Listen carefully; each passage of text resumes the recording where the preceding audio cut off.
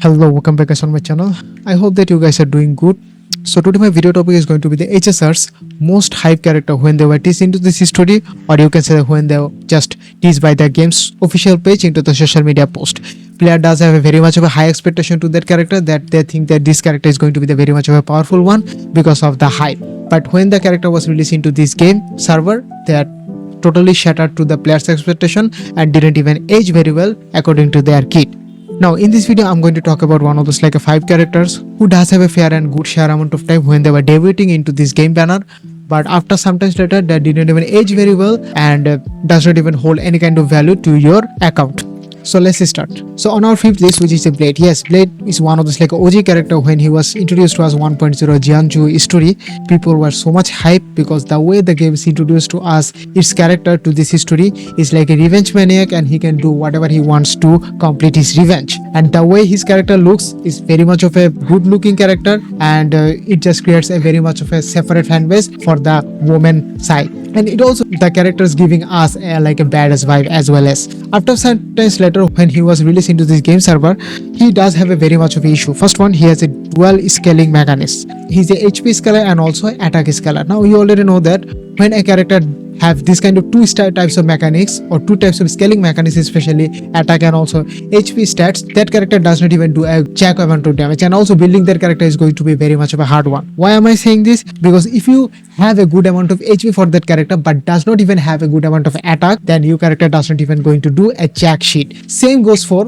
good amount of attack but does not even have a good amount of HP, your character does not even do a jack shit as well. As other problem the Blade has been facing, which is the follow-up attack. Yes, Blade has an inbuilt kit of a follow-up attack, but that follow-up attack does have to meet the criteria, which is the 5 points criteria. When Blade uses his skill, he just goes into an enhanced basic attack, and when he just deploy the enhanced basic attack to the enemy, he generates 1 point. So he does have to have a one harmony characters who really can just pull him through 100 action advance, but in that time there was one character which is the Bronya. So the more time he have on the field, the more he can even generate those points for the follow-up attack. Now those follow-up attack can also be generated if the Blade gets hit by the enemy, but that hit does not even have any kind of taunt mechanism, which should be very much of a needed for his kit for the first place. Why am I saying this? Because when an enemy has a single target damage, he just only attacks another random enemy, and for this random enemy Blade does not even get the point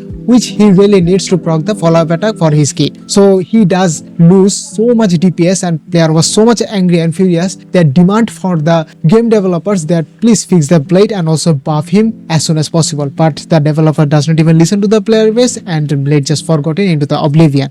Other than that, Blade signature weapon, which does not even have any kind of taunt mechanism, which can even give Blade a more damage vulnerability to himself, only himself, where he can even generate his follow-up attack points and do the follow-up attack as much as efficient way, do the damage to the enemy perfectly. But the developer does not even care to the community's voice. Okay, but aside from that, there is also another destruction Lightcon released after some time later, which is the Unli Lightcon, but that Lightcon is released like 1.5 years later of Blade release and does not even hold any kind of candle. And when the Unli was released, Blade was just considered the standard character and people are just totally forgetting him back and forth. But other than that, people still do use Blade as a sub DPS, but after some time later of a Unli release, the game developer started to buff him to hit kit, where pre-buff Blade required a 5 points to do the follow-up damage, but after post buff he only required the 4 point, and also he just only scale HP, not even attack.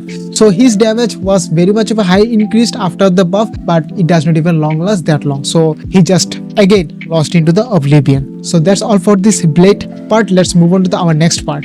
So on our next list, which is a Topaz. Yes, Topaz is from the Hunt class, and when she was teased into this game by the story, people were so much hype, not actually hype for her character and also her kit, but her the big bomb. You already know what I'm trying to say here.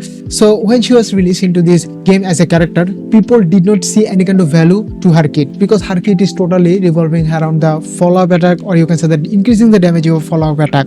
And in that time there was no other character who can even take the advantages of the buff of this follow-up attack from Topaz. But after some time later of the Fei Xiao, well, Fei Xiao does have a open up the team for the follow-up and also other characters, and also Topaz have her shine time in that moment, but does not even hold any kind of candle after some few patches later. So you can even consider the Topaz is not even the relevant still anymore, and the way the hype between the Topaz, which considered as a very much of a underrated character into the HSR community, she does not even live up to this kind of name tagline, and she just also lost into the oblivion as well as.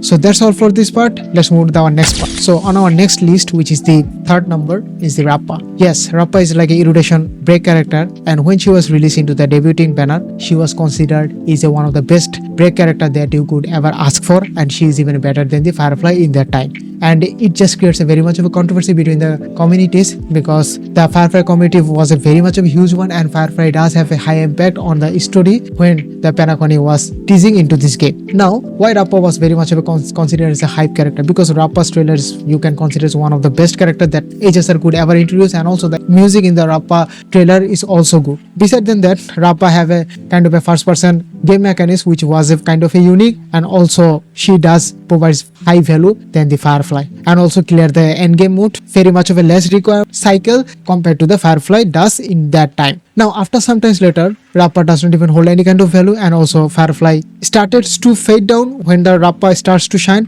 But after some times later, the games was introduced to us a new character which is a Dahlia, or you can say the premium support for the break character. Dahlia just totally bring back the other break deepest character, especially the Booth Hill and also Firefly, back to the oblivion. But when it comes to the Rappa, she just becomes the fraud. And why am I saying this? Because Rappa has a very kind of a high issue, which is the energy issue. Yes, and that energy issue can be fixable if you have a signature weapon, which is very much of a high costly to someone on that part, because in this game you can have a signature weapon for a particular character, but you have to put your luck into the 75 between the 25% into the weapon banner. And if you just use Rappa in a energy rope, then Rappa will lose so much damage. You already know that how much of a break character needs break status on their kit. So Rappa does not even hold any kind of candle after some patches later, and she just still considered is a one of those like a dog shit character if you could ever get, and she just lose on her rerun value so much. So that's how much of a downfall Rappa has been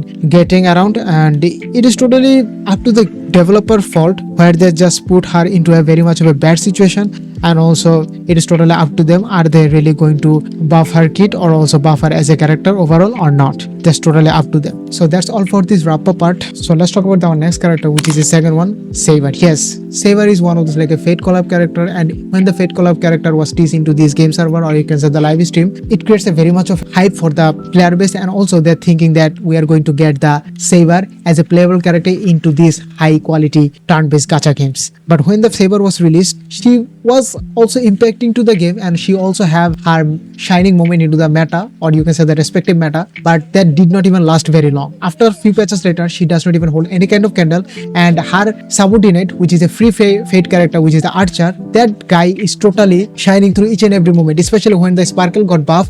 The most benefited for the Sparkle buff anyone could ever get, which is the Archer. And Archer is considered still like a top tier character if you have a single target endgame mode, which is especially the Memory of Chaos and also the Apocalyptic Shadow. That character is totally shining through each and every moment. But on the other hand of the Saber, which is also the same as from the Fate collab, but not even the free one, just like the Archer. But if you really want to have a Saber where you have to pull for her, you have to face the 50-50, and also you have to pull for a signature weapon, which is the main thing for her. If you don't even have her signature weapon, you can even dish out the damage that she really tend to be on the first place. So currently Saber is not even holding any kind of candle. If you do have the E0S1 Saber, you are still not going to get any kind of value from her. So she just totally does not even live up to the high expectation of the player base, or you can say the community. Only players are totally pulling for her, especially just because of her the characteristics, and especially if you are really fan of the Fate series. Other than that, she does not even hold any kind of candle, and she does not even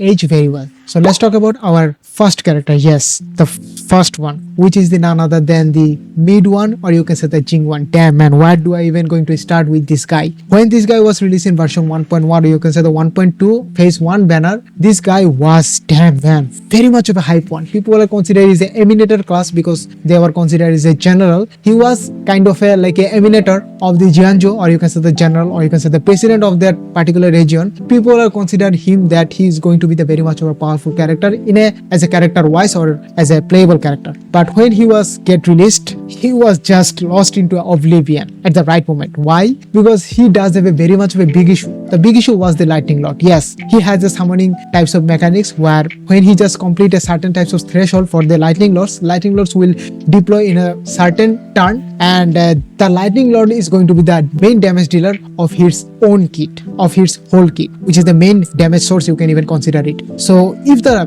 main character, which is the Jingwan, gets CC'd, or you can say the get stagnated by the enemy, the lightning lord also going to be stagnated as well as, and you cannot even control the lightning lord turned action, which is just losing a huge amount of DPS value to your account, and also you cannot even complete the end game mode, which is the given time or a given turn. So that was very much of a bad things, and his damage was not even very much of a good one because he was from the erudition class. You already know the erudition is a like a AoE character, and for a AoE character, all the damage is going to be shared through the whole enemies. The number of enemies is going to be present into that current field. So Jingwan was not even a good one, especially if he gets CC'd. Lightning lord also gets CC'd as well as, so his main damage is going to be the very much of a bad one in that time. So after some times later, when the Sunday was released, which is also a harmony same as the Sparkle and also the Bronya, where he can even just can turn, or you can say the pull any of the character from the teammate, or you can say that give the 100% action advance. But there is a big catch, which is the Sunday can also remove the CC for that particular character, and also if the character has a summoning mechanics, that summoning mechanics will also coming along with that character when the Sunday is going to pull off that character when by using her skill.